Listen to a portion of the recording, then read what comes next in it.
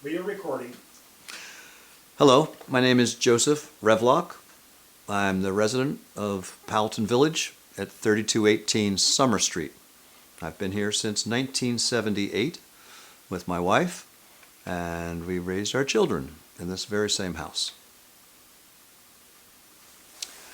Most Poweltonians know me as the garden guy. I wouldn't disagree. I was one of the founders of the Summer-Winter Garden when we discovered this property rather abandoned and strewn with weeds and one little Cortina, a small automobile from the 70s. And we thought, what a wonderful place to start a community garden. And it began, so began this 45-year collaboration with students, neighbors, people from other neighborhoods, certainly Drexel University, University of Pennsylvania, and many other colleges in the area. Maintaining and keeping the garden was a struggle at first. There were many actors interested in developing the property. At the time, most significantly was Drexel University. They had nowhere to go south of Market Chestnut, and north was their only option. But we had the help of the Horticultural Society, and eventually Drexel realized that we were a good fit for this part of the community, which is kind of a transitional area from university to Powelton residential. It was a very trying time in that there were other developers. Every time a mayor was elected, the person who gave him the most money wanted this property. And it was always a, difficult challenge to talk them out of this particular parcel and into some other zone of the city. But eventually I think everybody realized that this is a garden that's going to stay. It's got some really strong leadership and some powerful, players in making it look good. We always maintained a diagonal path that was a nice transition for people to walk through the garden. Very few community gardens have a diagonal path running through them. And that was one of the key features, I think, that made it interesting for faculty, students, staff, everyone that used this path. Were always going from their parking space or their home to the university center. The gating was something that I had a problem with in terms of university students calling a garden something I didn't like. I guess I could be clear about it. They call it the rape garden. It had some shadows. It had some dark trees overhanging the corner entrance of the gateway. And I went to the business school, the Beau, and asked them, what do you think? How can I change this branding that the students have given it? And they said, well, do you have signage? And I said, no, not really.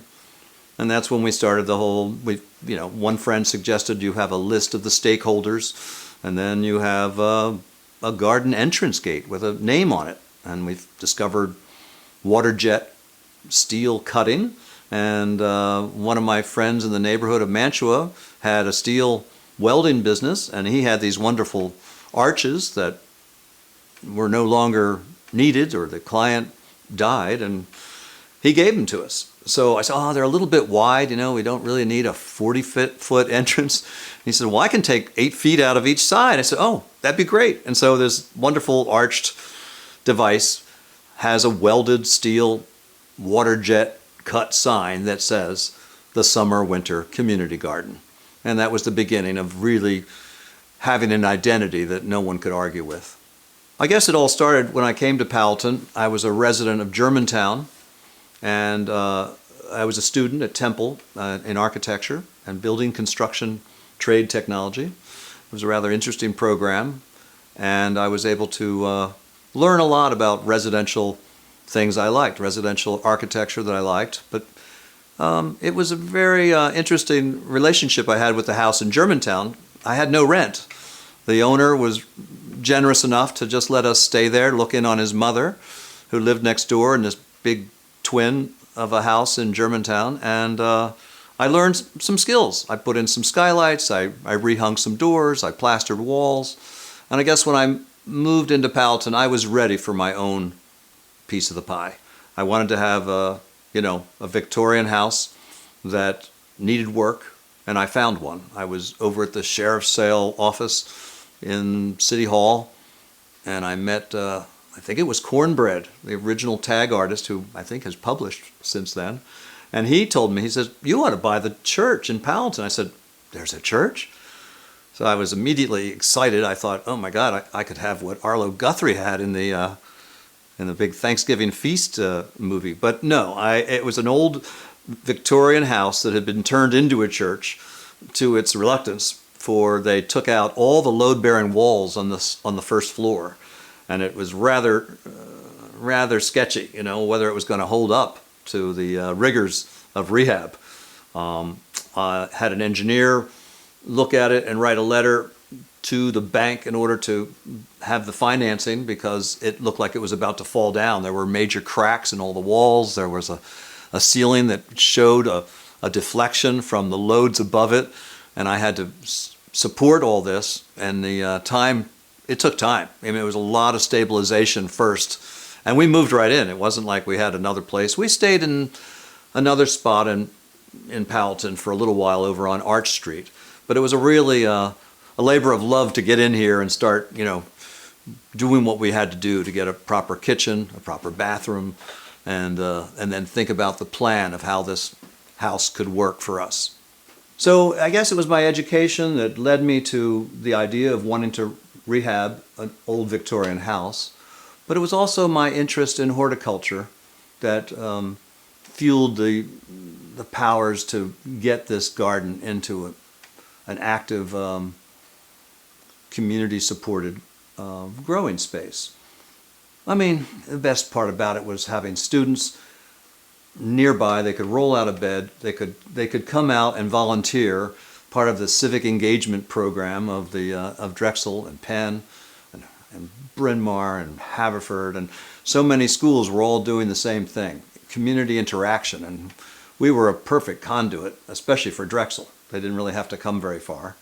But it was it was just one of those things where I was skewed between the love of architecture and building materials and the love of gardening and soil and hardscaping. So everything started to work together.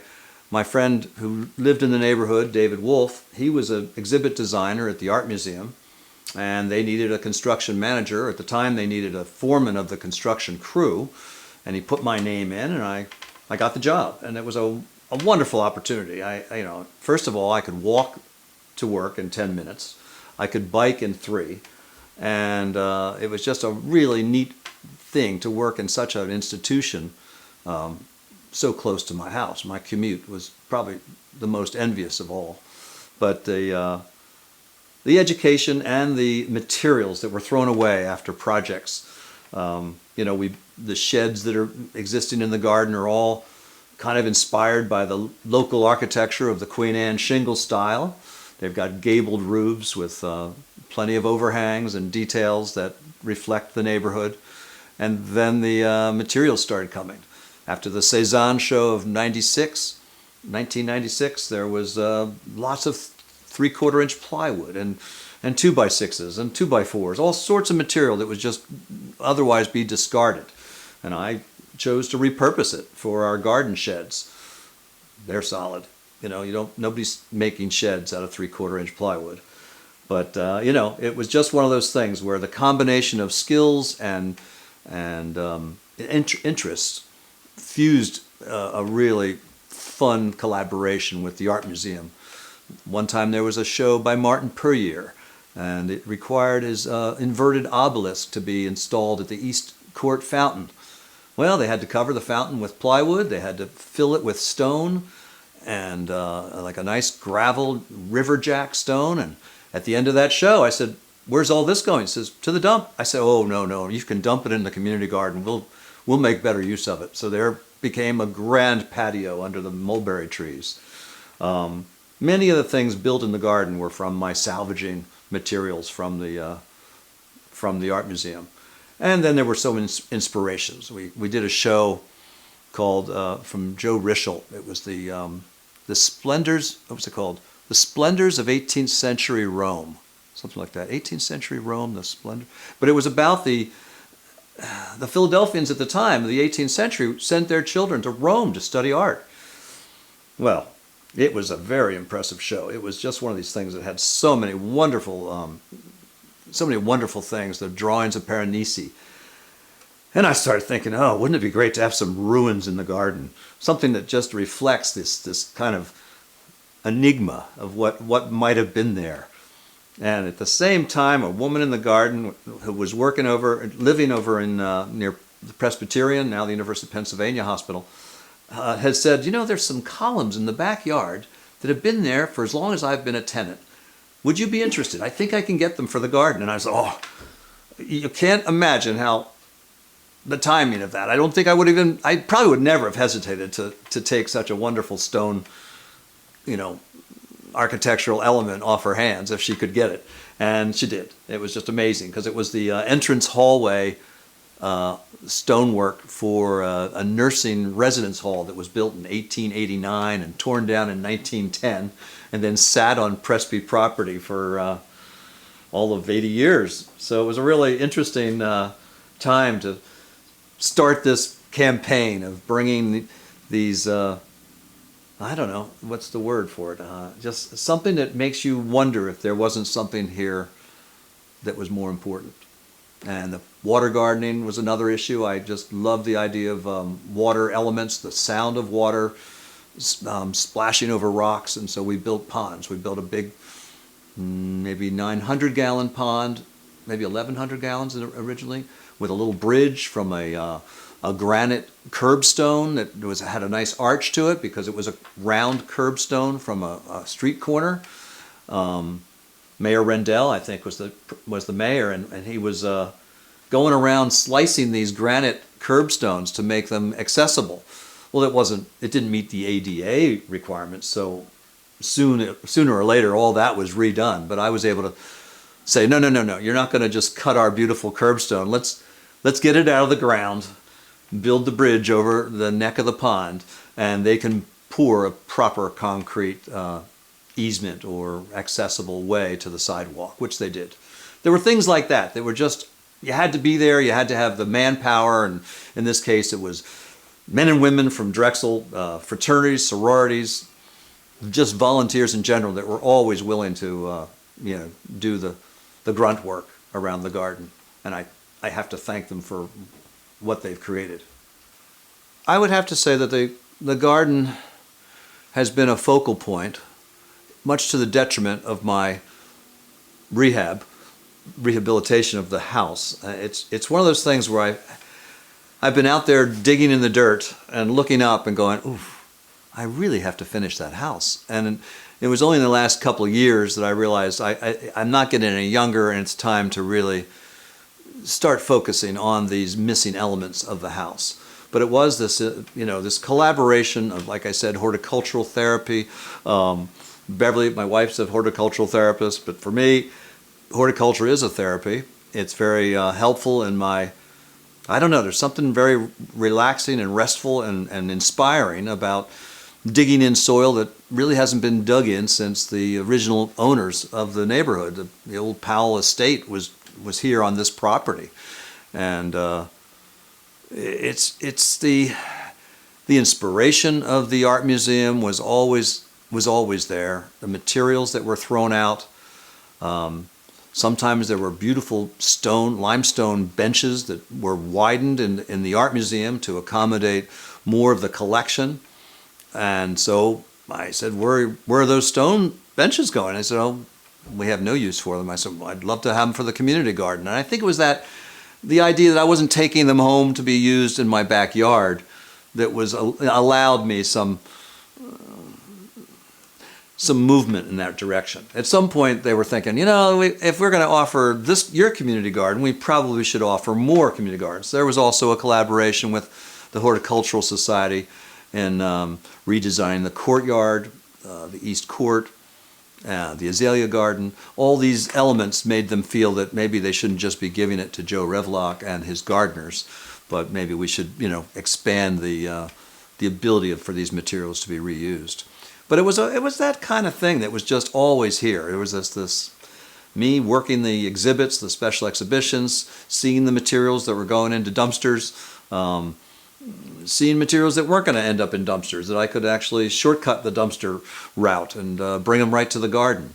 There were lots of materials that were just part of our plan in the garden, was to make it more publicly accessible to many people, not to screen it off and to say that this is our garden. I don't know how many times I was asked, like, is this your garden? Do you own all this? I said, oh, no. Nobody owns a piece of property this large in Philadelphia. It's just one of those things when you think for the collective, you will be rewarded collectively, how should I put it? You will be rewarded collectively. And that's how it's been. I mean, these inspirations of community gardening, art museum work, and the exhibits that were chosen by curators to educate the people and the artists that we didn't know much about, or if we did, we saw them in books. And this was the kind of thing that became a very strong element. But for me, it was a matter of having these wonderful plants out our front door, out our back door, and being able to bring in other plants, other tropical plants that have a lovely time in the summers in Philadelphia and not so great a time in the winters. So one of the first things on the agenda for the house was to have an additional space that I got the zoning for. Corner houses were allowed a little more latitude in expansion. So I was able to take 80% of the lot and create a 2-story solar greenhouse with a deck above. And that really accommodated a lot of interesting dynamics to the house, because now all of a sudden I've got a lush green space that in the wintertime, in February, it could reach 76 degrees in there without any backup heating. It became a buffer for the kitchen exterior walls. In the greenhouse, it's uninsulated. It's just a masonry wall. But because of that greenhouse addition, it has a dynamic that's hard to beat. It's just a wonderful thermal mass to absorb the sun's energy. And I might add that one thing about the house that I just loved when I first saw it was that it was on a gentle slope to the south, but a true south, not a compass heading south, but one with the magnetic declination in place. So you could actually set your watch to the street signs as they hit their noon shadow up the curb of the sidewalk. The greenhouse had this 2-story aspect of glazing that allowed a very ample amount of sunshine throughout the winter days. And it's only been recently that I've been challenged. I felt like Don Quixote sometimes fighting windmills, and that I was fighting the shadows of large building threats in my neighborhood. And it was just that whole concept of, if I'm going to bring these things in, I can't be shadowed. My friend Isaiah Zagar lost his sunlight in his house on South Street due to a developer's just going ahead with development without even talking to the neighbors about what they wanted. And I thought, geez, I can't have that happen. So I was very fortunate to meet with architects that were building these tall buildings I didn't even know we were zoned for, and getting them to accommodate the solar aspects of our house in a wall that gives me a 9 o'clock winter sunshine, which is just the most remarkable thing to accomplish. And even now, the Schuylkill Yards project is rising, and I just checked it on the shortest day of the year, December 21st, and found that the sun just crested over the top of it, just ever so gently, so that I was still getting my solar gain on the shortest day of the year. The battle's never over. Drexel is now developing the volleyball court or the soccer field, so we'll see how tall that building is planned for. I still might have a chance of reducing its shadow on the garden, but those are the kind of things that we had to work with. We're on the edge of a very major height development, and the garden has not suffered because of our expressing the desire to maintain this. There's another design that can always work. And the North Hall is a good example. They were going to make that a 12-story dormitory. And fortunately for us, they brought it down to 6. And it's just been, one of those things that has really worked in our favor. Not always. I mean, this big building beside me, I thought it would go much narrower and much taller, but they looked at me like, where do you think we are, in Tribeca? And I said, no, I understand. It's very expensive to go deeper, to go taller, and to go thin. But we will be like Tribeca probably in 30 years. It's just a matter of time before the big buildings win this race to catch the sun. I mean, this education of mine is unique. It was a kind of a building construction course, mostly for the sons of builders who would send their children to Temple University. It wasn't until I graduated that they started their architecture school program, and it was this sort of sustainable architecture that grabbed me from the beginning. I always loved the idea of buildings that weren't plugged in. The idea of the solar greenhouse was one of those things that just seemed to work so well on a passive solar design that I wanted to kind of make these things happen in my own life. I mean, it's a small example, but it is a very effective example of how to do it. And the sustainability in architecture was also something I did after the art museum. I became a building science guy, enjoying the aspects of energy audits, looking at people's buildings and how they could make improvements. It felt like a superhero in a way to have this technology of the infrared camera. I bought my first FLIR that was out of the military program, that you could see building heat losses with such amazing eyes. No one has eyes like this, but this infrared device allowed me to see heat leaks around windows. It allowed me to see drafts and leaky doors. It allowed me to see walls that weren't properly insulated, that had little pockets of place where there's no insulation. And then, there were other things. One time I just shined my infrared camera at a electrical panel and found a short. There was a hot spot in the panel. A simple screwdriver, it was gone. Who knows how much electricity I saved? But it was this kind of it was like a superpower to have this technology at my beckoning, just show me the way. And I was learning an awful lot about the dynamics of buildings and how they work and how they protect us, how they insulate us from a harsh environment. When I go to Mexico, it's a very different environment. They don't pay for any air conditioning. They don't pay for heating. For them, it's just a life of farming and gardening and delightful climate as well. But so we up here in the north, we have to deal with it, and that's what I've done. I've enjoyed the spring, summer, fall aspects of community gardening, which are just full of a variety of delights. With what a little water can do, and a lot of good soil amending can really make an abandoned, vacant lot into something very rich and fulfilling for all that pass through its gates. I've lived here for 45 years. I may have mentioned that, but there's been a lot of change in that time. I've lost a lot of neighbors. I've gained a lot of new neighbors, and it's just so interesting to see that dynamic change over a lifetime. That you see people, new young people respecting some of the traditions and the inheritance of what we have. We're only tenants. We're not here forever, and hopefully the house will be. I hope I'm leaving a house for someone else to enjoy in the future, especially with the community garden as it is, and the proximity to a bustling, robust city environment. It's been a real pleasure. I mean, I just enjoy it so much. I'm 71, and I was telling Beverly the other day, I hope we have another good 20 years here, because this is too much to take for granted. Ira? Yes.